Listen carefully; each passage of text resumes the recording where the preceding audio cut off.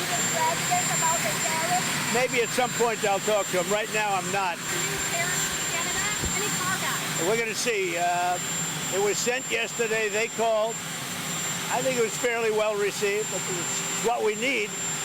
So we'll see what happens. We've been taken advantage of for many, many years by countries, both friend and foe. And frankly, the friends have been worse than the foes in many cases. So I would say just keep working. It's all going to work out. That is President Trump warning about new tariffs that they could be coming on a slew of countries this week.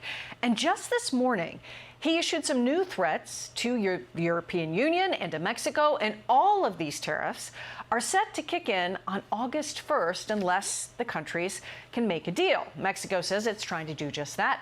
So what does this all mean for the American consumers, for our economy here at home? Lloyd Financial Group President and CEO Luke Lloyd joins me now to talk about it. Sir, thank you for being here. What do you make of this latest information, this latest Truth Social post from the president specifically regarding the EU, where things are going forward, adding kind of to a long list right now? Your thoughts?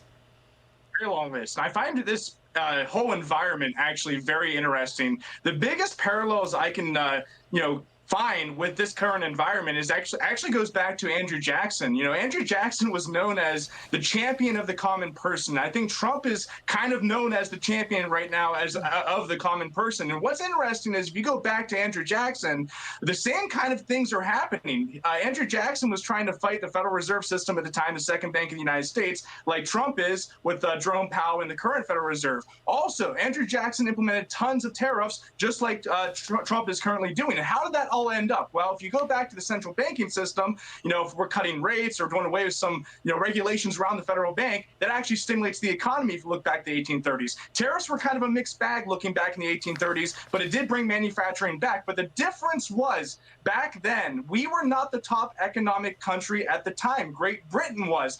Right now, we are the top. And Trump is using that in a big arm wrestling match with a bunch of other nations. And what's very interesting is we have basically won all of these arm wrestling matches so far. So the big sell-off we saw in the stock market in March and April, when everyone was concerned that countries were not going to play nice, the markets are a lot more complacent right now because countries are playing nice and are basically breaking down and following what we want. Yeah, it's fascinating to see it all play out in real time and really so fast. And we've been talking about this August 1st deadline, so there could be some big announcements here in the coming weeks. One of the other countries that there's been a lot of pressure being put on is Brazil.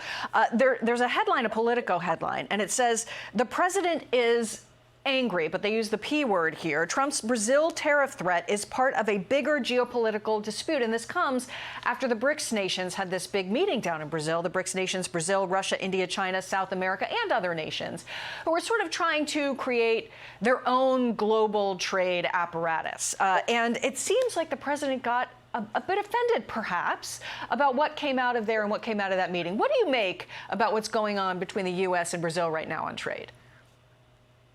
Well, when you're the #1 nation in the world, every other country's trying to kind of bring you down so they can kind of get ahead. So whether it's China or other countries dumping the U.S. dollar essentially and trying to use another currency for their currencies or their countries, you have all these kind of geopolitical events happening that's trying to bring us down. But that's why we're trying to leverage ourselves, because we have to leverage kind of our power for many years. And what's interesting when it comes to like Brazil and copper, the tariffs, and it comes to the China rare earth metal deal that we made. What's interesting is all of that kind of commodities are going to come back to the United States. It's allow U.S. manufacturing to get back on track. And also at the same point on top of that, the equal weight S&P 500, all the other stocks besides the big tech names like the Microsofts, Amazons, Googles, Metas of the world, all these big tech companies that have done so well, all these other country or stocks have not caught up. So I think this year and heading into the end of this year, the bottom 493 in the S&P 500 or the equal weight S&P, ticker like RSP is the equal weight index, I think that's going to outperform because all those other stocks have not benefited for so long with all the liquidity in the system. These trade negotiations and other countries playing nice are going to allow all these other firms like manufacturing, financials, materials to catch up to the big tech stocks that have done so well. Real quick on Canada. 3/4 of its goods here to the U.S. There's still a lot of pressure being put on Canada. Still a lot of pressure, particularly regarding fentanyl, despite the fact that Canada's put in quite a bit of effort to show that they're trying to make progress and work with the U.S. on that issue. Your thoughts? Well, the biggest thing with Canada is really the energy side of things, the automobile side of things, right? Canada exports a lot of energy and automobiles to the United States. So I'm very big right now on natural gas. If we bring manufacturing of energy and allowing the resources we have here to really operate freely, and also allow the free trade to open up a little bit more between the border between Canada and the United States, that's going to rock commodity prices, which will also allow natural gas to do very well. And plus, you have this whole AI demand with the whole infrastructure where you have all this cloud computing and huge demand for AI. That's going to be fueled by commodity prices and energy. So, things like Cheniere Energy or commodity LNG directly, you can buy as an investment. ExxonMobil, you can also look at nuclear energy. Yeah. Luke, Lloyd, thank you very much. Canada also among those countries of that August 1st deadline. We appreciate your insights. Thanks for being with us. I'm Steve Ducey. I'm Brian Kilmeade. And I'm Ainsley Earhart. And click here to subscribe to the Fox News YouTube page to catch our hottest interviews and most compelling analysis.